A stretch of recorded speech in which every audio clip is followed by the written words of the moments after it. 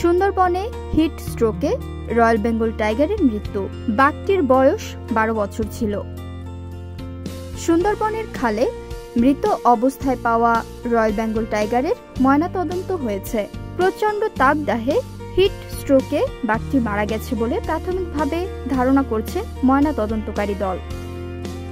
মঙ্গলবার বিকালে সুন্দরবন পূর্ব বিভাগের চাঁদপাই রেঞ্জের জোংরা খালের ভাসমান অবস্থায় বাঘটির মৃতদেহ উদ্ধার করে বন বিভাগ। রাতে চাঁদপাই রেঞ্জের করমজল বন্যপ্রাণী প্রজনন কেন্দ্রে প্রাণী সম্পদ বিভাগ বাঘটির ময়নাতদন্ত করে। পরে বাঘটিকে প্রজনন কেন্দ্রে মাটিচাপা দেওয়া হয়। চাঁদপাই রেঞ্জের করমজল বন্যপ্রাণী প্রজনন কেন্দ্রের ভারপ্রাপ্ত কর্মকর্তা আজাদ কবির বলেন, বাঘ সাধারণত 16 থেকে 18 বছর বয়স পর্যন্ত বাঁচে। বাঘটির বয়স আনুমানিক 11 থেকে 12 বছর। মারা যাওয়া বাঘটি পূর্ণ বয়স্ক ছিল। মৃত্যুর কারণ জানতে চাইলে আজাদ কবির বলেন, প্রচণ্ড তাপদাহ চলছে।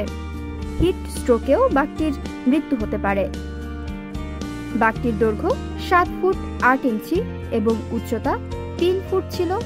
জানিয়ে তিনি বলেন, বাঘটির মৃত্যুর আসল কারণ জানতে শরীরের বিভিন্ন অঙ্গ প্রত্যঙ্গের নমুনা সংগ্রহ করে ঢাকার ফরেনসিক বিভাগে পাঠানো হয়েছে। 2019 সালের 20 আগস্ট সুন্দরবনের শরণখোলা রেঞ্জের ছাপড়াখালীর বন থেকে একটি, 2020 সালের 3রা ফেব্রুয়ারি একই রেঞ্জের কোকিলমণি টহল ফাঁড়ি সংলগ্ন কবরখালী খালের চর থেকে একটি এবং 2024 সালের 13 ফেব্রুয়ারি একই রেঞ্জের ভোলা নদের ধুনচেবাড়িয়ার চর থেকে একটি মৃত বাঘ উদ্ধার করে বন বিভাগ। একটা সময় ছিল যখন হাজার হাজার মানুষ বাঘের আক্রমণে মারা যেত এবং তখন রাজারা বাঘ হত্যা করলে পুরস্কার ঘোষণা করতেন। 1883 সালে প্রথম বাঘ মারতে পারলে 50 রুপি পুরস্কার ঘোষণা করা হয় এবং 1906 সালে এসে তা 4 গুণ করা হয়।